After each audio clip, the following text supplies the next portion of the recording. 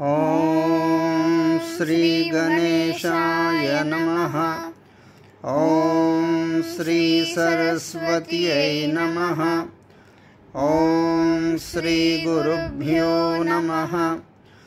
ॐ श्री महाकाली महालक्ष्मी महादेवी महासरस्वती स्वरूप श्री वाराही देव्यै नमः।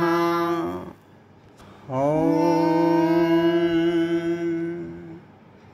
मातृदेवो भव पितृदेवो भव आचार्यदेवो भव। ॐ गुरवे सर्वलोकानां भिषजे भवरोगिणां निधये सर्वविद्यानां श्रीदक्षिणामूर्तये नमः। ॐ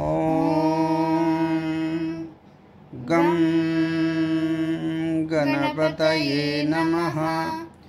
एकदन्ताय विद्महे वक्रतुण्डाय धीमहि तन्नो दन्तिः प्रचोदयात्। ॐ श्री महागणाधिपतये नमः।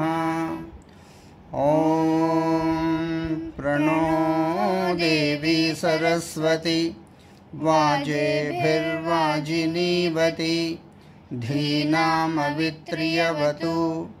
ॐ श्री सरस्वत्यै नमः।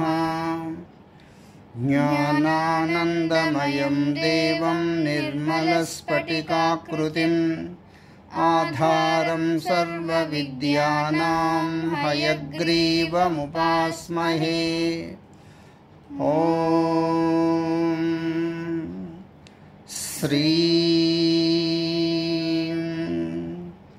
ह्सौं श्रीं उद्गिरत्प्रणवोद्गीतसर्ववागीश्वरेश्वर सर्ववेदमया चिन्त्या सर्वं बोधय बोधय। ॐ श्री हयशीर्षवागीश्वराय नमः।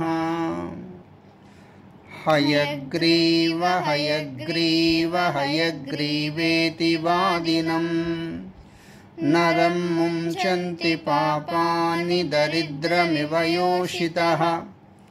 हयग्रीव हयग्रीव हयग्रीवेति यो ध्वनिः विशोभते च वैकुण्ठे कवाटोद्घट्टनध्वनिः। हयग्रीव हयग्रीव हयग्रीवेति यो वदेत् तस्य निस्सरते वाणी जह्नुकन्या प्रवाहवत्। ॐ श्री हयशीर्षवागीश्वराय नमः। ॐ ऐं ह्रीं श्रीं श्रीमात्रे नमः।